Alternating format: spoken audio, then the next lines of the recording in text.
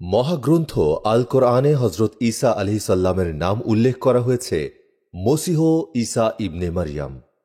পুরো কোরআনের মোট ১৫টি সূরার ৯৮টি আয়াতে হজরত ঈসা আলাইহিসসালাম সম্পর্কিত আলোচনা এসেছে। হজরত ঈসা আলাইহিসসালামের নামটায় বিভিন্ন প্রসঙ্গে ২৫ বার উল্লেখ হয়েছে। ইরশাদ হচ্ছে, যখন ফেরেশতাগণ বলেছিল, হে মারিয়াম, আল্লাহ তোমাকে নিজের এক কালিমার সুসংবাদ দিচ্ছেন, যার নাম হবে মসিহ ঈসা ইবনে মারিয়াম। সূরা আলে ইমরান আয়াত ৪৫। এছাড়াও বিভিন্ন নামে ভূষিত করা হয়েছে হজরত ঈসা আলাইহিসসালামকে। কোথাও তাঁকে কালিমাতুম মিনহু অর্থাৎ আল্লাহর কালিমা বলা হয়েছে, আবার কোথাও তাঁকে বলা হয়েছে রুহুম মিনহু, আল্লাহর রুহ। ইরশাদ হচ্ছে, মারিয়ামের পুত্র ঈসা মসিহ তো আল্লাহর রসুল মাত্র এবং আল্লাহর এক কালিমা ছিলেন, যা তিনি মারিয়ামের কাছে পাঠিয়েছিলেন, আর ছিলেন এক রূহ, যা তাঁরই পক্ষ হতে সৃষ্টি হয়েছিল। সূরা নিসা আয়াত ১৭১। হজরত ঈসা আলাইহিসসালামকে কালিমাতুম মিনহু, আল্লাহর কালিমা বলার কারণ হল তিনি পিতাবিহীন শুধুমাত্র আল্লাহর কুন হও কালিমা দ্বারা সৃষ্ট। আর রুহুম মিনহু, আল্লাহর রুহ বলার দ্বারা উদ্দেশ্য হল তিনি রুহওয়ালা ছিলেন এবং তার রুহ আল্লাহ তাআলা সরাসরি হজরত মারিয়াম আলাইহিসসালামের গর্ভে পাঠিয়ে দিয়েছিলেন, এটা বোঝানো। মূলত হজরত ঈসা আলাইহিসসালামের রুহকে আল্লাহর দিকে সম্বন্ধ করা হয়েছে শুধুমাত্র তার সম্মানার্থে। তাফসিরে তাওজিহুল কোরআন প্রথম খণ্ড পৃষ্ঠা ২৯৫। বাইতুল লাহাম বা বেথলেহাম জর্দান নদীর পশ্চিম তীর অঞ্চলের একটি প্রসিদ্ধ শহর। আনুমানিক ৪ খ্রিস্টপূর্বাব্দে এখানেই হজরত ঈসা আলাইহিসসালাম জন্মলাভ করেন, সম্পূর্ণ অলৌকিকভাবে পিতাবিহীন শুধুমাত্র কুমারী মায়ের গর্ভ হতে। মানব সৃষ্টির এই পদ্ধতি অবলম্বনের রহস্য কি, তাও আল্লাহ সুবহানাহু ওয়া তাআলা বর্ণনা করে দিয়েছেন পবিত্র কোরআনে। পবিত্র কোরআনে আল্লাহ সুবহানাহু ওয়া তাআলা সূরা আম্বিয়ায় ৯১ নম্বর আয়াতে বলেছেন, এবং আমি তাঁকে ও তার পুত্রকে সমগ্র জগৎবাসীর জন্য এক নিদর্শন বানিয়েছিলাম। আল্লাহ তাআলা হজরত ঈসা আলাইহিসসালামের জন্মের ব্যাপারকে হজরত আদম আলাইহিসসালামের জন্মের সঙ্গে তুলনা করেছেন। সূরা আলে ইমরানে আল্লাহ সুবহানাহু ওয়া তাআলা আয়াত নম্বর ৫৯ থেকে ৬০ বলেছেন, আল্লাহর নিকট ঈসার দৃষ্টান্ত আদমের মতো। আল্লাহ তাকে মাটি হতে সৃষ্টি করেন, তারপর তাকে বলেন, হয়ে যাও, ফলে সে হয়ে যায়। সত্য সেটাই যা তোমার প্রতিপালকের পক্ষ হতে এসেছে, সুতরাং তুমি সন্দেহকারীদের অন্তর্ভুক্ত হও না। অর্থাৎ আল্লাহ সুবহানাহু ওয়া তাআলা আদম আলাইহিসসালামকে যেমন পিতামাতা ছাড়া শুধু কুন কালিমা দ্বারা সৃষ্টি করেছেন, তেমনি ঈসা আলাইহিসসালামকেও পিতা ছাড়া শুধু মায়ের মাধ্যমেই কুন কালিমা দ্বারা সৃষ্টি করেছেন। হজরত ঈসা আলাইহিসসালাম ও তার মা মারিয়াম আলাইহিসসালাম সম্পর্কে এটাই মহাসত্য কথা। এর বিপরীত যত কল্পনা জল্পনা আছে, যেমন ইহুদিদের জঘন্য উক্তি হজরত ঈসা আলাইহিসসালাম জারজ সন্তান, নাউজুবিল্লাহ, এবং খ্রিস্টানদের শিরকি উক্তি হজরত ঈসা আলাইহিসসালাম আল্লাহর পুত্র, নাউজুবিল্লাহ, এই সবই মন গড়া মিথ্যা, বানোয়াট এবং ভিত্তিহীন। সূরা আলে ইমরানের ৫৯ থেকে ৬০ নম্বর আয়াতে আল্লাহ সুবহানাহু ওয়া তাআলা বলেছেন, সত্য সেটাই যা তোমার প্রতিপালকের পক্ষ হতে এসেছে, সুতরাং তুমি সন্দেহকারীদের অন্তর্ভুক্ত হও না। আল্লাহ আরো বলেন, এই হল মারিয়ামের পুত্র ঈসা, তার সম্পর্কে এটাই সত্য যে সম্পর্কে তারা তর্ক বিতর্ক করছে। আরবের বনি ইসরায়েলগণ যখন ব্যক্তিগত ও সামাজিকভাবে বিভিন্ন পাপাচারে লিপ্ত হয়েছিল, রীতিমতো আল্লাহর বিধানের অপব্যাখ্যা ও অস্বীকার করে যাচ্ছিল। নিজেরা তো আল্লাহর বিধান মানতই না, অন্যদেরকেও মানতে দিত না। সুদ, ঘুষ ও অন্যের সম্পদ আত্মসাৎ তাদের পেশায় পরিণত হয়েছিল। নিজেদের ইচ্ছামতো অনেক হালাল বস্তুকে হারাম আর হারাম বস্তুকে হালাল করে নিয়েছিল।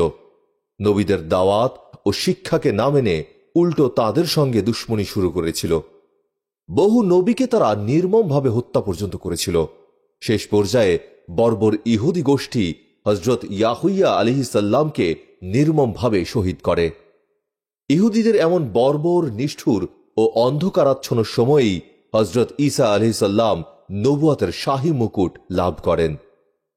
হজরত ঈসা আলাইহিসসালাম কত বছর বয়সে নবুয়াত লাভ করেছেন? এমন প্রশ্নের জবাবে কেউ বলেছেন তিনি সম্ভবত 40 বছর বয়সের পূর্বেই নবুয়াত ও কিতাব প্রাপ্ত হয়েছিলেন। কেননা বিভিন্ন রেওয়াতের দ্বারা প্রমাণিত হয়েছে আকাশে তুলে নেওয়ার সময় হজরত ঈসা আলাইহিসসালামের বয়স 30 থেকে 35-এর মধ্যে ছিল। তিনি যৌবনে আকাশে উত্তোলিত হয়েছিলেন আর পৌঢ় বয়সে পুনরায় দুনিয়াতে আগমন করবেন এবং তাওহীদের বাণী প্রচার করবেন। নবুয়ত লাভ করার পর হজরত ঈসা আলাইহিসসালাম দিগ্ভ্রান্ত বনি ইসরায়েলকে এক আল্লাহর বিশ্বাস ও আনুগত্যের দাওয়াত দেন। সত্য ও সঠিক পথের দিশাদানে তার চেষ্টা ও ব্যাকুলতার শেষ ছিল না। সুধীজনদেরকে ইলমি মজলিসে, সন্ন্যাসীদেরকে সাধনালয়ে, বাদশাহ ও মন্ত্রীদেরকে রাজদরবারে, সাধারণ ও বিশেষ ব্যক্তিদেরকে মাহফিলে গিয়ে তাওহীদ বা একত্ববাদের দাওয়াত দিতেন। এমনকি হাটে, মাঠে, ঘাটে যাকে যেখানে পেতেন এক আল্লাহর ভয় ও ইবাদতেরই দাওয়াত দিতেন। হজরত ঈসা আলাইহিসসালাম বনি ইসরায়েলকে তাওহীদ বা একত্ববাদের দাওয়াত ও শিক্ষা দেওয়ার পর একত্ববাদের পথকেই সরল সোজা পথ হিসেবে আখ্যায়িত করেছেন। আল্লাহ সুবহানাহু ওয়া তাআলা বলেন, অথচ মসীহ বলেছিল, হে বনি ইসরায়েল, তোমরা আল্লাহর ইবাদত করো, যিনি আমারও প্রতিপালক এবং তোমাদেরও প্রতিপালক। সূরা মায়েদা আয়াত 72। অপর এক আয়াতে আল্লাহ সুবহানাহু ওয়া তাআলা আরো বলেন, নিশ্চয়ই আল্লাহ আমারও প্রতিপালক এবং তোমাদেরও প্রতিপালক, সুতরাং তোমরা তাঁরই ইবাদত করো, এটাই সরল পথ। সূরা যুখরুফ আয়াত 64। হজরত ঈসা আলাইহিসসালাম বনি ইসরায়েলকে শুধু তাঁর নবুয়ত ও রিসালাতের কথাই বলেননি, বরং তাঁর পরে আগমনকারী পৃথিবীর সর্বশেষ নবী হজরত মুহাম্মদ মুস্তাফা সাল্লাল্লাহু আলাইহি সাল্লামের শুভাগমনেরও সুসংবাদ দিয়েছেন। সূরা সফ এর আয়াত নম্বর 6 আল্লাহ সুবহানাহু ওয়া তাআলা বলেন, আর স্মরণ করো সেই সময়কে যখন ঈসা ইবনে মারইয়াম বলেছিল, হে বনি ইসরায়েল, আমি তোমাদের কাছে আল্লাহর রসূল হয়ে এসেছি। আমার পূর্বে যে তাওরাত ছিল তার সমর্থনকারী রূপে এবং সেই রাসূলের সুসংবাদদাতা রূপে যিনি আমার পরে আসবেন এবং যার নাম হবে আহমদ। হজরত ঈসা আলাইহিসসালাম তাওহীদ বা একত্ববাদেরই দাওয়াত দিয়েছেন, একথা খ্রিস্টানদের বাইবেলেও উল্লেখ আছে। হজরত ঈসা আলাইহিসসালাম একেবারে দোলনা থেকে শুরু করে ঊর্ধ্বারোহণের আগ পর্যন্ত পূর্ণ সময় বনি ইসরায়েলকে তাওহীদ বা একত্ববাদেরই দাওয়াত দিয়ে গেছেন। বিশ্বনবী হজরত মুহাম্মদ সাল্লাল্লাহু আলাইহি ওয়াসাল্লামের শুভাগমনের সুসংবাদ ও তার আনিত দিনকে মেনে নেওয়ার তাগিদ দিয়ে গেছেন। কিয়ামত সংঘটিত হওয়ার পূর্বে পুনরায় যখন দুনিয়ায় আসবেন তখনও তিনি তাওহীদেরই দাওয়াত দেবেন এবং শেষ নবীর উম্মত হিসেবে দিন বিজয়ের সংগ্রামে ব্যাপৃত হবেন। এগুলো আমাদের ইসলাম ধর্মের প্রতিষ্ঠিত বিশ্বাস এবং আকীদার অন্তর্ভুক্ত বিষয়। অতএব অস্পষ্টতা বা সংশয়ের কোনো অবকাশ নেই। আল্লাহ তাআলা সব নবী রাসূলকেই কিছু না কিছু মোজেজা বা অলৌকিক নিদর্শনাবলী দিয়েছেন উম্মতের কাছে তাদের নবুয়ত ও রিসালাতের সত্যতা প্রমাণের জন্য। এরই ধারাবাহিকতায় হজরত ঈসা আলাইহিসসালামকেও দিয়েছিলেন বড় বড় 5টি মুজিজা। এক্ষেত্রে আল্লাহ সুবহানাহু ওয়া তাআলার স্বাভাবিক নিয়ম হল যে উম্মতের মধ্যে যে বিষয়ের প্রচলন বেশি ছিল তাদের নবী রাসূলকে তিনি ওই বিষয়েরই মুজিজা দিয়েছেন। অন্যথায় এই বলে কেউ আপত্তি করতে পারে যে প্রশিক্ষণ নিলে আমরাও এমন অলৌকিক বিষয় দেখাতে পারব। হজরত ঈসা আলাইহিসসালামের যুগে তাঁর সম্প্রদায়ের লোকজন চিকিৎসাবিদ্যায় পারদর্শী ছিল, তাই আল্লাহ সুবহানাহু ওয়া তাআলা তাকেও মুজিজা স্বরূপ চিকিৎসাবিদ্যা সম্পর্কিত অলৌকিক ক্ষমতা দিয়েছিলেন। সুতরাং তিনি যদি মাটির দ্বারা পাখির সুরত তৈরি করে তাতে ফুঁ দিতেন তাহলে তা সত্যিকারে জীবিত পাখি হয়ে আকাশে উড়ত। তিনি জন্মান্ধ ও কুষ্ঠ রোগীর গায়ে হাত বুলিয়ে দিলে তারা সম্পূর্ণ সুস্থ হয়ে যেত, যার সামনে ওই সময়ের চিকিৎসাবিদ্যা ও সেরা বিশেষজ্ঞরাও ব্যর্থ প্রমাণিত হয়েছে। তিনি যদি কোনো মৃত ব্যক্তিকে লক্ষ্য করে বলতেন কুম্বি ইজনিল্লাহ বা আল্লাহর হুকুমে দাঁড়িয়ে যাও, সঙ্গে সঙ্গে মৃত ব্যক্তি জীবিত হয়ে দাঁড়িয়ে যেত। যেখানে সমস্ত ডাক্তার বিদ্যা অক্ষম। তিনি বলে দিতে পারতেন বনি ইসরায়েল ঘরে কি খেয়েছে এবং কি জমিয়ে রেখেছে। হজরত ঈসা আলাইহিস সালাম এ সবই করতেন একমাত্র আল্লাহ সুবহানাহু ওয়া তাআলার হুকুমে ও শক্তিতে। নিজস্ব শক্তি, বুদ্ধি কিংবা বাহ্যিক কোনো উপকরণের সাহায্যে নয়। আমাদের পবিত্র গ্রন্থ আল কোরআন হজরত ঈসা আলাইহিস সালামের মুজিজা স্বরূপ এই অলৌকিক নিদর্শনাবলীকে সংরক্ষণ করেছে অত্যন্ত সযত্নে। আল্লাহ তাআলা বলেন, আর আমি তোমাদের কাছে তোমাদের প্রতিপালকের পক্ষ হতে নিদর্শন নিয়ে এসেছি। আমি তোমাদের সামনে কাদা দ্বারা এক পাখির আকৃতি তৈরি করব, তারপর তাতে ফুঁ দেব, ফলে তা আল্লাহর হুকুমে পাখি হয়ে যাবে, এবং আমি আল্লাহর হুকুমে জন্মান্ধ ও কুষ্ঠ রোগীকে নিরাময় করে দেব। মৃতদেরকে জীবিত করব আল্লাহর হুকুমে, এবং তোমরা নিজ গৃহে যা খাও কিংবা মজুদ করো তা সব তোমাদেরকে জানিয়ে দেব। তোমরা মুমিন হয়ে থাকলে এসব বিষয়ের মধ্যে তোমাদের জন্য নিদর্শন রয়েছে। সূরা আল ইমরান আয়াত ৪৯। খ্রিস্ট ধর্মাবলম্বীদের বিশ্বাস হচ্ছে হজরত ঈসা আলাইহিস সালাম সরাসরি আল্লাহ অথবা আল্লাহর পুত্র ছিলেন। নাউজুবিল্লাহ। তারা এও বিশ্বাস করে যে হজরত ঈসা আলাইহিস সালাম উপাসনা পাওয়ার উপযুক্ত। অথচ আল্লাহর মনোনীত একমাত্র ধর্ম ইসলামের সুস্পষ্ট বক্তব্য হচ্ছে হজরত ঈসা আলাইহিস সালাম আল্লাহ তাআলার একজন মনোনীত বান্দা ছিলেন, বনী ইসরায়েলের সর্বশেষ নবী ও রাসূল ছিলেন। প্রসিদ্ধ আসমানি 4 কিতাবের একটি ইনজিল শরীফ তাঁর ওপর অবতীর্ণ হয়েছে। হজরত ঈসা আলাইহিস সালাম নিজেই এসবের সাক্ষ্য দিয়ে গেছেন। পবিত্র কোরআনে ইরশাদ হয়েছে, নিশ্চয়ই আমি হলাম আল্লাহর বান্দা, তিনি আমাকে কিতাব দিয়েছেন এবং নবী বানিয়েছেন। সূরা মারিয়াম আয়াত 30। আল্লাহ তাআলা নিজেও হজরত ঈসা আলাইহিস সালামকে একজন রাসূল হিসেবেই আখ্যায়িত করেছেন। তাঁর ও তার মায়ের মানবীয় গুণের বর্ণনা দিয়েছেন। পবিত্র কোরআনের সূরা মায়েদায় ৭৫ নম্বর আয়াতে আল্লাহ সুবহানাহু ওয়া তাআলা বলেন, মসীহ ইবনে মারিয়াম তো একজন রাসূলই ছিলেন, এর বেশি কিছু নয়। তার পূর্বেও বহু রাসূল গত হয়েছে। তার মা ছিল সিদ্দিকী, তারা উভয়ে খাবার খেত। দেখো, আমি তাদের সামনে নিদর্শনাবলী কেমন সুস্পষ্টভাবে বর্ণনা করছি। তারপর এটাও দেখো যে যারা অবিশ্বাসী তাদেরকে উল্টো মুখে কোথায় নিয়ে যাওয়া হচ্ছে। খ্রিস্টানরা মনে করে হজরত ঈসা আলাইহিস সালামকে আল্লাহর বান্দা বলা তাকে অবজ্ঞা করার শামিল। অথচ হজরত ঈসা আলাইহিস সালাম সবসময় নিজেকে আল্লাহর বান্দা পরিচয় দিতেই স্বাচ্ছন্দ্য বোধ করতেন, কখনো লজ্জা বোধ করতেন না। আল্লাহ স্বয়ং জানাচ্ছেন, মসীহ কখনো আল্লাহর বান্দা হওয়াকে লজ্জার বিষয় মনে করে না, এবং ঘনিষ্ঠ ফেরেশতাগণও এতে লজ্জা বোধ করে না। বস্তুত যে কেউ আল্লাহর ইবাদত বন্দিগিতে লজ্জা বোধ করবে ও অহমিকা দেখাবে, সে ভালো করেই জেনে রাখুক আল্লাহ সুবহানাহু ওয়া তাআলা তাদের সবাইকে তার নিকট একত্র করবেন। সূরা নিসা আয়াত ১৭২। খ্রিস্টানরা হজরত ঈসা আলাইহিস সালামকে সরাসরি আল্লাহ অথবা আল্লাহর পুত্র সাব্যস্ত করে নিয়েছে। আল্লাহকে বাদ দিয়ে অথবা আল্লাহর সঙ্গে সঙ্গে হজরত ঈসা আলাইহিস সালামেরও উপাসনা করছে। বিকৃত ও অচল বাইবেলকে মুক্তি ও বেহেশত লাভের সঠিক পথ আখ্যায়িত করে সমাজের সহজ সরল মানুষকে বিভ্রান্ত করছে। সোজা পথ থেকে নিয়ে যাচ্ছে উল্টো দিকে, জাহান্নামে। অথচ হজরত ঈসা আলাইহিস সালাম কখনোই আল্লাহ বা আল্লাহর পুত্র ছিলেন না, বরং অন্য নবীদের মতো তিনিও এক আল্লাহকেই রব হিসেবে বিশ্বাস করেছেন। নিজেও এক আল্লাহর ইবাদত করেছেন, বনী ইসরায়েলকেও এক আল্লাহর ইবাদত করার ও তাঁকেই ভয় করার নির্দেশ দিয়েছেন। সঙ্গে সঙ্গে কুফর ও শিরকের মন্দ পরিণাম সম্পর্কে শুনিয়েছেন সুস্পষ্ট সতর্কবাণী। সূরা মায়েদার ৭২ নম্বর আয়াতে আল্লাহ সুবহানাহু ওয়া তাআলা ইরশাদ করেছেন, যারা বলে মারিয়ামের পুত্র মসীহ আল্লাহ, নিশ্চয়ই তারা কাফির হয়ে গিয়েছে। অথচ মসীহ বলেছিল, হে বনী ইসরায়েল, তোমরা আল্লাহর ইবাদত করো, যিনি আমারও প্রতিপালক এবং তোমাদেরও প্রতিপালক।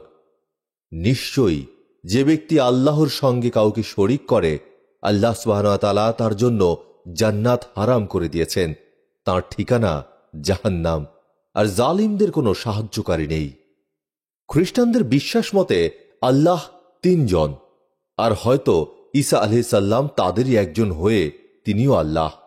অথচ আল্লাহ তাআলা এটাকে সুস্পষ্ট কুফরি আখ্যা দিয়েছেন এবং একমাত্র তিনি ছাড়া আর কোনো ইলাহ নেই এই মর্মে দ্ব্যর্থহীন ভাষায় ঘোষণা দিয়েছেন। সূরা মায়েদার 73 নম্বর আয়াতে আল্লাহ সুবহানাহু ওয়া তাআলা বলেছেন, আর তারাও নিশ্চয় কাফির হয়ে গেছে যারা বলে আল্লাহ 3 জনের মধ্যে তৃতীয় জন, অথচ এক ইলাহ ব্যতীত আর কোনো ইলাহ নেই। তারা যদি তাদের এ কথা থেকে নিবৃত্ত না হয়, তবে তাদের মধ্যে যারা কুফরিতে লিপ্ত হয়েছে তাদেরকে যন্ত্রণাদায়ক শাস্তি স্পর্শ করবে। হযরত ঈসা আলাইহিস সালাম দুনিয়াতে নিজেকে প্রভু দাবি করেছিলেন কিনা এ মর্মে আল্লাহ তাআলা তাকে কিয়ামত দিবসে জিজ্ঞাসা করবেন। তখন তিনি যে জবাব দেবেন পবিত্র কোরআনে তাও বিবৃত হয়েছে। পবিত্র কোরআনে আল্লাহ তাআলা ইরশাদ করেন, আর সেই সময়ের বর্ণনা শোনাও যখন আল্লাহ বলবেন, হে ঈসা ইবনে মারিয়াম, তুমি কি মানুষকে বলেছিলে যে তোমরা আল্লাহকে ছেড়ে আমাকে ও আমার মাকে মাবুদ রূপে গ্রহণ করো? সে বলবে, আমি তো আপনার সত্তাকে পবিত্র বিশ্বাস করি। আমার সাধ্য নেই যে আমি এমন কথা বলবো যে কথা বলার কোনো অধিকার আমার নেই। আমি এরূপ বলে থাকলে আপনি অবশ্যই তা জানতেন। আমার অন্তরে যা গোপন আছে আপনি তো তাও জানেন, কিন্তু আপনার গুপ্ত বিষয় আমি জানি না। নিশ্চয় আপনি অদৃশ্যের বিষয় সম্পর্কে ভালো জানেন। আপনি আমাকে যে বিষয়ের আদেশ করেছিলেন তা ছাড়া অন্য আর কিছুই আমি তাদেরকে বলিনি। তা এই যে তোমরা আল্লাহর ইবাদত করো, যিনি আমারও প্রতিপালক এবং তোমাদেরও প্রতিপালক। আর যতদিন আমি তাদের মধ্যে ছিলাম ততদিন আমি তাদের অবস্থা সম্পর্কে অবগত ছিলাম। তারপর আপনি যখন আমাকে তুলে নিয়েছেন তখন আপনি স্বয়ং তাদের তত্ত্বাবধায়ক থেকেছেন। বস্তুত আপনি সব কিছুরই সাক্ষী। সূরা মায়েদা আয়াত 116 থেকে 117। মোদ্দা কথা, হযরত ঈসা আলাইহিস সালাম আল্লাহর মনোনীত বান্দা ছিলেন। উদ্ধারণের আগে পর্যন্ত পূর্ণ সময়ে তাওহীদ একত্ববাদের দাওয়াত দিয়েছেন। কিয়ামতের আগে পুনরায় পৃথিবীতে এসে তাওহীদেরই দাওয়াত দেবেন। এগুলো আমাদের ইসলাম ধর্মের বিশ্বাসের অন্তর্ভুক্ত। এখান থেকে এক চুল পরিমাণও দূরে সরার অবকাশ নেই। আজ যারা অপপ্রচার করে বেড়ায় হযরত ঈসা আলাইহিস সালাম সরাসরি আল্লাহ ছিলেন অথবা আল্লাহর পুত্র ছিলেন, কিংবা তিনি 3 আল্লাহর একজন ছিলেন, তিনি উপাসনা পাওয়ার উপযুক্ত, খ্রিস্ট ধর্ম ও বাইবেলের আশ্রয়ে মুক্তি পাওয়া যাবে, তারা আসলে ধোঁকাবাজ ছাড়া আর কেউ নয়। তারা ধোঁকা দিচ্ছে নিজেদেরকে এবং সহজ সরল প্রাণ উম্মাহকে। তাদের এসব গর্হিত কথাবার্তা সম্পূর্ণ অযৌক্তিক ও ভিত্তিহীন এবং সাপের পা দেখা যাওয়ার মতো অসম্ভব। আল্লাহ আমাদের সবাইকে এগুলো শ্রবণ ও গ্রহণ করা থেকে রক্ষা করুন, আমিন। হযরত ঈসা আলাইহিস সালামের মুখে তাওহীদের বাণী শুনে এবং তার মুজিজাসমূহ দেখে কিছু লোক দাওয়াত কবুল করে নিলেও সমাজের অধিকাংশ লোক, বিশেষত ইহুদি নেতৃস্থানীয় ব্যক্তিবর্গ তার দাওয়াত থেকে মুখ ফিরিয়ে নেয়। তারা হযরত ঈসা আলাইহিস সালামের দাওয়াত কবুল করার পরিবর্তে উল্টো তার বিরুদ্ধে নানা ধরনের চক্রান্ত ও ষড়যন্ত্র শুরু করে। কখনো ঈসা আলাইহিস সালামকে জড়িয়ে, কখনো তার সম্মানিতা মা হযরত মারিয়াম আলাইহিস সালামকে জড়িয়ে ঘৃণ্য অপবাদ আরোপ করে। এত কিছুর পরও হযরত ঈসা আলাইহিস সালাম মন খারাপ করে থেমে যাননি, বরং তাওহীদের দাওয়াত দিয়েই যেতে থাকেন। বিভিন্ন গ্রামে গিয়ে আল্লাহ তাআলার মধুর বাণী শোনাতেন, হৃদয়গ্রাহী বয়ান, মজবুত দলিল ও উত্তম চরিত্র মাধুরী দিয়ে তাদেরকে সত্য দিন গ্রহণের প্রতি উদ্বুদ্ধ করতেন। এক পর্যায়ে আল্লাহ তাআলার খুব দয়া ও অনুগ্রহ হয়। তিনি সেই খোদাদ্রোহী ইহুদি জাতির মধ্য হতে কিছু পুত পবিত্র লোককে নির্বাচন করে ঈমান আনয়নের জন্য প্রেরণা দান করেন। ফলে তারা একনিষ্ঠভাবে হযরত ঈসা আলাইহিস সালামের দাওয়াতকে কবুল করে। শুধু তাই না, তাদের মধ্যে কিছু লোক তো তাওহীদের বাণী প্রচার ও প্রতিষ্ঠার জন্য নিজেদের জান মাল সবকিছুই উৎসর্গ করেছিল। তারা একসময় হযরত ঈসা আলাইহিস সালামের সুহবতেই থাকত এবং তাওহীদের বাণী প্রচার করে বেড়াত। পবিত্র কোরআনের সূরা মায়েদার 111 নম্বর আয়াতে আল্লাহ সুবহানাহু ওয়া তাআলা বলেন, স্মরণ করো সেই সময়ের কথা যখন আমি হাওয়ারীদেরকে প্রেরণা দেই যে তোমরা আমার প্রতি ও আমার রাসূলের প্রতি ঈমান আনো। তখন তারা বলল, আমরা ঈমান আনলাম এবং আপনি সাক্ষী থাকুন যে আমরা অনুগত হয়ে গেছি। সূরা মায়েদায় হাওয়ারীদের সম্পর্কে বলা হয়েছে। আসলে হাওয়ারী কারা? হাওয়ারী শব্দের আবিধানিক অর্থ হল ধবধবে সাদা হওয়া বা শুভ্র হওয়া, সাহায্যকারী হওয়া। পারিভাষিক অর্থে মূলত হযরত ঈসা আলাইহিস সালামের খাঁটি অনুসারী, ভক্ত ও সাহায্যকারী ব্যক্তিদেরকে হাওয়ারী বলা হয়। কিন্তু তাদের এই নামে ভূষিত হওয়ার রহস্য কি?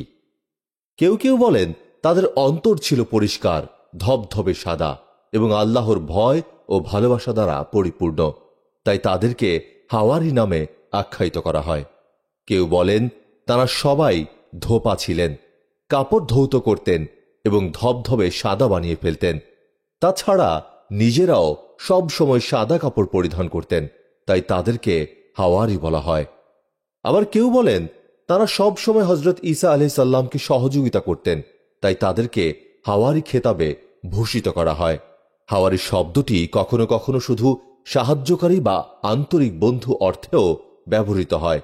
যেমন একবার রাসূল পাক সাল্লাল্লাহু আলাইহি সাল্লাম হযরত জুবাইর রাদিয়াল্লাহু তাআলা আনহুকে লক্ষ্য করে বলেন, সে হচ্ছে আমার ফুফাতো ভাই এবং আমার উম্মতের মধ্য হতে আমার বিশেষ হাওয়ারী বা সহযোগী।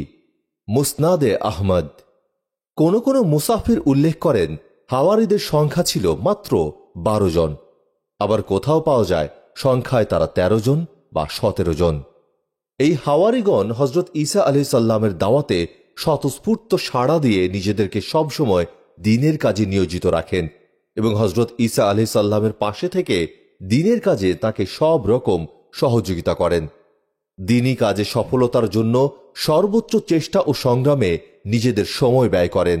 শুধু তাই নয়, আজীবন তারা হযরত ঈসা আলাইহিস সালামকে দ্বীনি কাজে সহযোগিতা ও সুরক্ষা দেওয়ার দৃঢ় প্রত্যয় ব্যক্ত করেন। হযরত ঈসা আলাইহিস সালাম বনী ইসরায়েলের দুর্ভাগা সমাজ নেতাদের কঠোর বিরোধিতা ও দুশমনী সত্ত্বেও সর্বশক্তিমান আল্লাহর প্রতি অতুলনীয় বিশ্বাসের শক্তিতে ও নিষ্ঠাবান হাওয়ারীগণের পৃষ্ঠপোষকতায় নিজেদেরকে তাওহীদের দাওয়াত ও বাণী প্রচারের কাজে সদা নিয়োজিত রাখেন, যার ফলে একদিকে যেমন হযরত ঈসা আলাইহিস সালামের প্রতি বিশ্বাসী অনুসারীদের সংখ্যা বাড়তে থাকে, অপরদিকে তেমনি তার অবিশ্বাসী সমাজ নেতাদের হিংস্রতাও বাড়তে থাকে। তারা অত্যাচারের সম্ভাব্য সকল পথ অবলম্বন করে। তাদের নানাবিধ অত্যাচারের কারণে হযরত ঈসা আলাইহিস সালাম নিজ শহরে স্থির হয়ে বসবাস করতে পারতেন না। তার সম্মানিতা মা মারিয়াম আলাইহিস সালামকে সঙ্গে নিয়ে বিভিন্ন শহরে ঘুরে বেড়াতেন এবং সেখানকার মানুষকেও তাওহীদেরই দাওয়াত দিতেন। যখন ইহুদিদের জুলুম নিপীড়নের সব প্রচেষ্টাই ব্যর্থ হয়ে গেল এবং কোনোভাবেই তারা হযরত ঈসা আলাইহিস সালামকে তাওহীদের দাওয়াত থেকে নিবৃত্ত করতে পারল না, তখন সর্বশেষ কৌশল হিসেবে দামেস্কের নক্ষত্র পূজারী বাদশার নিকট তারা হযরত ঈসা আলাইহিস সালামের বিরুদ্ধে এক ঢালে মিথ্যা অভিযোগ পেশ করে। তারা বলল, বাদশাহ মহোদয়, বাইতুল মুকাদ্দাস এলাকায় এক লোক খুব ফিতনা ছড়াচ্ছে, মানুষের মধ্যে কলহ বিবাদ সৃষ্টি করছে, জনগণকে আপনার বিরুদ্ধে উস্কে দিচ্ছে। বাদশাহ মহোদয়, অনতিবিলম্বে আপনি তাকে গ্রেফতার করুন। বাদশাহ ক্ষুব্ধ হয়ে বাইতুল মুকাদ্দাসের গভর্নরের নিকট ফরমান লিখে পাঠান, সেই ব্যক্তিকে গ্রেফতার করা হোক এবং শুলে চড়িয়ে মৃত্যুদণ্ড কার্যকর করা হোক এবং জনগণের শান্তি ও নিরাপত্তা নিশ্চিত করা হোক। বাইতুল মুকাদ্দাসের গভর্নর ফরমানপত্র হাতে পাওয়ার সঙ্গে সঙ্গে কতিপয় ইহুদি বর্বরদের সাথে নিয়ে ওই ঘরটি অবরোধ করে ফেলে, যেখানে হযরত ঈসা আলাইহিস সালাম তার 12 জন হাওয়ারী সহ অবস্থান করছিলেন। ঘটনার দিনটি ছিল শুক্রবার বাদ আসর। হযরত ঈসা আলাইহিস সালাম অনুভব করলেন, হয় নিজেদেরই বের হতে হবে, না হয় তারাই জোর করে ঘরে প্রবেশ করবে, এছাড়া অন্য কোনো উপায়ও নেই। তখন তিনি তার হাওয়ারীদের লক্ষ্য করে বললেন, তোমাদের মধ্যে এমন কেউ আছে কি যাকে আমার মতো আকৃতি দেয়া হবে এবং আমার পরিবর্তে তাকে গ্রেপ্তার করে শহীদ করা হবে? বিনিময়ে সে আমার সঙ্গে বেহেশতে থাকবে। হযরত ঈসা আলাইহিস সালামের কথা শুনে একজন সদ্য যুবক দাঁড়িয়ে বলল, আমি এতে সম্মত আছি। হজরত ঈসা আলাইহিসসালাম দ্বিতীয় ও তৃতীয়বার অনুরূপ প্রশ্ন করার পর ওই একই যুবক দাঁড়িয়ে তার ইচ্ছা ও সম্মতি প্রকাশ করে। তার আবেগ দেখে হজরত ঈসা আলাইহিসসালাম তাকেই মনোনীত করলেন। অতঃপর মুহূর্তের মধ্যে আল্লাহ সুবহানাহু ওয়া তাআলা সেই যুবককে হজরত ঈসা আলাইহিসসালামের আকৃতিতে রূপান্তর করে দেন। ইতোমধ্যে ঘরের ছাদ ফেটে রাস্তা প্রকাশিত হয় এবং হজরত ঈসা আলাইহিসসালামের মধ্যে তন্দ্রাভাব ছেয়ে যায়। আর ওই অবস্থায় আল্লাহ সুবহানাহু ওয়া তাআলা তাকে দুনিয়ার ঘর থেকে আসমানে উঠিয়ে নেন। পবিত্র কোরআনে আল্লাহ সুবহানাহু ওয়া তাআলা আলে ইমরানের 154 থেকে 55 নম্বর আয়াতে ইরশাদ করেন, আর কাফিরগণ গুপ্ত কৌশল অবলম্বন করল এবং আল্লাহ গায়বী কৌশল করলেন। বস্তুত আল্লাহ সর্বাপেক্ষা শ্রেষ্ঠ কৌশলী। যখন আল্লাহ বলেছিলেন, হে ঈসা, আমি তোমাকে ফেরত নিয়ে নেব, তোমাকে নিজের কাছে তুলে নেব এবং যারা কুফরি অবলম্বন করেছে তাদের থেকে তোমাকে মুক্ত করব।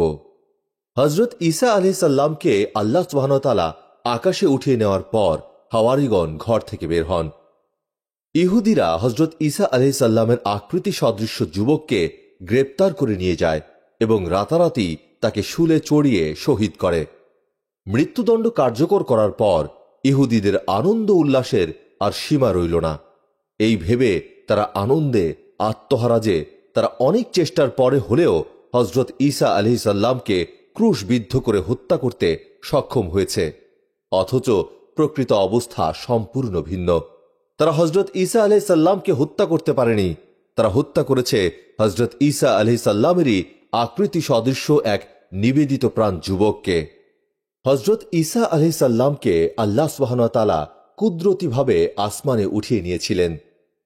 এটা ইহুদিরা জানত না, এটা শুধু তারাই জানতেন যারা ঘেরাওয়ের সময় হজরত ঈসা আলাইহিসসালামের সঙ্গে ঘরের ভেতরে ছিলেন। আফসোসের ব্যাপার হচ্ছে, ইহুদিদের সঙ্গে তাল মিলিয়ে সাধারণ খ্রিস্টানরাও আজ বিশ্বাস করে নিয়েছে যে হজরত ঈসা আলাইহিসসালাম ইহুদিদের হাতে ক্রুশবিদ্ধ হয়ে সমস্ত বনি আদমের জন্মগত পাপের কাফফারা স্বরূপ নিহত হয়েছেন। অথচ এটা হজরত ঈসা আলাইহিসসালামের শানে জঘন্য মিথ্যাচারিতা এবং সম্পূর্ণ অনুমান নির্ভর একটি কথা। এই বিষয়ে তাদের না আছে কোনো প্রমাণ এবং না আছে নিশ্চিত জ্ঞানের কোনো মজবুত ভিত্তি। আল্লাহ সুবহানাহু ওয়া তাআলা পবিত্র কোরআনের সূরা নিসার 157 থেকে 158 নম্বর আয়াতে দ্ব্যর্থহীনভাবে ঘোষণা দিয়েছেন, তারা তাকে হত্যাও করেনি এবং শুলেও চড়াতে পারেনি, কিন্তু তাদের নিকট ঘোলাটে করে দেয়া হয়েছিল। প্রকৃতপক্ষে যারা এই সম্পর্কে মতভেদ করেছে তারা এই বিষয়ে সংশয়ে নিপতিত। এই বিষয়ে অনুমানের অনুসরণ ছাড়া তাদের প্রকৃত কোনো জ্ঞানও ছিল না। সত্য কথা হচ্ছে, তারা ঈসা আলাইহিসসালামকে হত্যা করতে পারেনি। আমাদের ইসলাম ধর্মের বিশ্বাস অনুযায়ী হজরত ঈসা আলাইহিসসালাম কিয়ামতের পূর্বে পুনরায় দুনিয়াতে অবতরণ করবেন এবং বিশ্বনবী হজরত মুহাম্মদ মুস্তাফা সাল্লাল্লাহু আলাইহি সাল্লামের উম্মত হয়ে তাঁরই আনিত শরীয়ত অনুসারে জীবন যাপন করবেন। চিহ্নিত কাফির দাজ্জালকে হত্যা করবেন এবং হজরত ইমাম মাহদী রহমতুল্লাহ আলাইহির নেতৃত্বে বিশ্বময় ইসলামের ন্যায় বিচার প্রতিষ্ঠা করবেন। কাফিরদের বিরুদ্ধে যুদ্ধ পরিচালনা করে ইসলামের জয় ও শান্তি প্রতিষ্ঠা করবেন। তার সময়ে গোটা পৃথিবীতে মানুষের মাঝে কোনো শত্রুতা, হিংসা বিদ্বেষ থাকবে না। জমিনের উৎপাদিত ফসল ও গবাদি পশুর মধ্যে সীমাহীন বরকত প্রকাশিত হবে। মানুষের অর্থ সম্পদ প্রচুর পরিমাণে বৃদ্ধি পাবে, এমনকি তা নেওয়ার মতো কোনো লোক থাকবে না। হজরত ঈসা আলাইহিসসালাম যখন ইহুদিদের দ্বারা অবরুদ্ধ, তখনই আল্লাহ সুবহানাহু ওয়া তাআলা তাকে কিয়ামতের পূর্বে পুনরায় দুনিয়াতে পাঠাবেন বলে ভবিষ্যৎবাণী করেছেন। সাথে আরো কয়েকটি বিষয়ে প্রতিশ্রুতিও দিয়েছিলেন। পবিত্র কোরআনে সূরা আলে ইমরানের 54 থেকে 55 নম্বর আয়াতে আল্লাহ সুবহানাহু ওয়া তাআলা বলেন, আর তারা ষড়যন্ত্র করল, আর আল্লাহ পরিকল্পনা করলেন, আর আল্লাহই তো শ্রেষ্ঠ পরিকল্পনাকারী। যখন আল্লাহ বললেন, হে ঈসা, আমি তোমার কাল পূর্ণ করতে এবং তোমাকে আমার কাছে তুলে নিতে যাচ্ছি, আর যারা অবিশ্বাস করেছে আমি তাদের থেকে তোমাকে পবিত্র করব এবং তোমার অনুসারীদেরকে কিয়ামত পর্যন্ত অবিশ্বাসীদের ওপরে রাখব। তারপর তোমরা আমার কাছে ফিরবে। তখন যে বিষয়ে তোমাদের মতভেদ ঘটেছে আমি তার মীমাংসা করে দেব। উল্লেখিত আয়াতে ফেরত নিয়ে নেব এ কথার ব্যাখ্যায় রইসুল মুফাসসিরিন হযরত আব্দুল্লাহ ইবনে আব্বাস রাদিয়াল্লাহু তাআলা আনহু বলেন, এখানে মূলত আল্লাহ তাআলা বুঝিয়েছেন, হে ঈসা, আমি আপনাকে আসমানে উঠিয়ে নেব এবং শেষ জামানায় আপনাকে স্বাভাবিক মৃত্যু দান করব। মহাগ্রন্থ আল কোরআনের বক্তব্য অনুযায়ী পৃথিবীর সমস্ত ইহুদি খ্রিস্টান হযরত ঈসা আলাইহিস সালামের মৃত্যুর পূর্বে তাঁর প্রতি তার প্রকৃত অবস্থা অনুযায়ী ঈমান আনবে। পবিত্র কোরআনের সূরা নিসার 159 নম্বর আয়াতে আল্লাহ সুবহানাহু ওয়া তাআলা ইরশাদ করেছেন, কিতাবীদের মধ্যে এমন কেউই নেই যে ঈসার মৃত্যুর পূর্বে তাঁর প্রতি ঈমান আনবে না, আর কিয়ামতের দিন তিনি তাদের বিরুদ্ধে সাক্ষী হবেন। হযরত ঈসা আলাইহিস সালাম যদি মৃত্যুবরণ করে থাকেন এবং পুনরায় পৃথিবীতে আর আগমন না করেন, তাহলে উল্লেখিত আয়াতের দাবি সত্য প্রমাণিত হবে কিভাবে? শুধু তাই নয়, আল্লাহ সুবহানাহু ওয়া তাআলা পৃথিবীতে হযরত ঈসা আলাইহিস সালামের পুনরায় অবতরণ করাকে কিয়ামতের একটি আলামত সাব্যস্ত করেছেন। অতএব কিয়ামত সংঘটিত হবে এটা যেমন নিশ্চিত সত্য, কিয়ামতের পূর্বে পৃথিবীতে হযরত ঈসা আলাইহিস সালামের পুনরায় অবতরণও নিশ্চিত সত্য।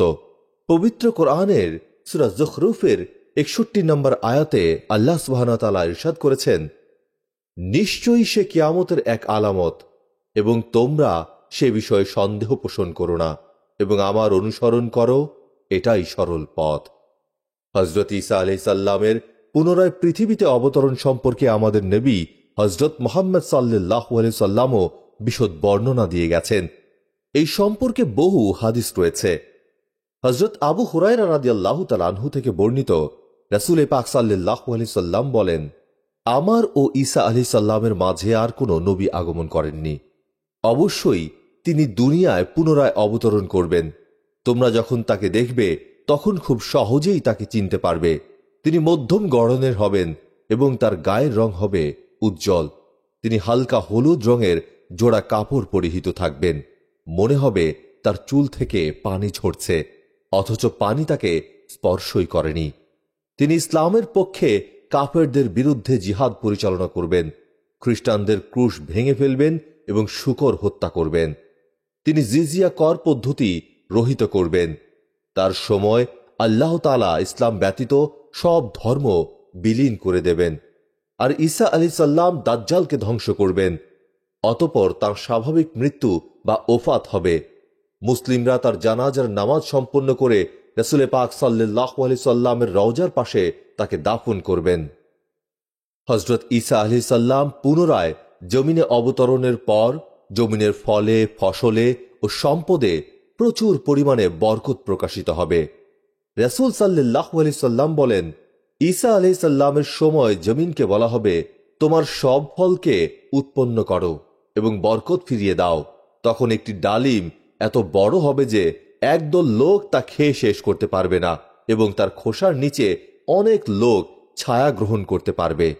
আর দহনকৃত দুধের মধ্যে এত পরিমাণ বরকত হবে যে একটি ওটের দুধ বিশাল একটি জামাতের জন্য এবং একটি গাভীর দুধ একটি গোত্রের জন্য যথেষ্ট হয়ে যাবে, আর একটি বকরির দুধ একটি পরিবারকে তৃপ্ত করে দেবে।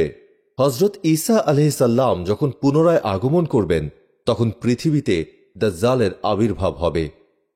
সে তার ধোঁকাবাজি ও প্রতারণার জাল বিস্তার করে মানুষকে বিপথগামী করবে। সে নিজেকে প্রথমে মসীহ, অবশেষে নিজেকে খোদা বলে দাবি করবে। হযরত ঈসা আলাইহিস সালাম তার সেই ধোঁকা ও প্রতারণা থেকে উম্মাহকে রক্ষা করার কাজে আত্মনিয়োগ করবেন। তিনি দাজ্জাল ও তার বাহিনীর বিরুদ্ধে যুদ্ধ পরিচালনা করবেন এবং দাজ্জালকে লুদ ফটকের নিকট পেয়ে সেখানেই তাকে হত্যা করবেন। হযরত আবু হুরায়রা রাদিয়াল্লাহু তাআলা আনহু থেকে বর্ণিত এক হাদিসে রাসূল পাক সাল্লাল্লাহু আলাইহি সাল্লাম বলেন, যখন আল্লাহর দুশমন দাজ্জাল ঈসা আলাইহিস সালামকে দেখবে, তখন সে এমনভাবে গলে যাবে লবণ যেমন পানিতে গলে যায়। আল্লাহ সুবহানাহু ওয়া তাআলা দাজ্জালকে ঈসা আলাইহিস সালামের হাতে ধ্বংস করবেন। ঈসা আলাইহিস সালাম তাকে হত্যা করে তার রক্তমাখা অস্ত্র মুসলিমদের দেখাবেন। আল্লাহর হুকুম অনুযায়ী হযরত ঈসা আলাইহিস সালাম নির্দিষ্ট আয়ু শেষ হওয়ার পর স্বাভাবিকভাবেই ইন্তেকাল করবেন এবং বিশ্বনবী হযরত মুহাম্মদ সাল্লাল্লাহু আলাইহি সাল্লামের রওজার পাশেই তাঁর দাফন হবে।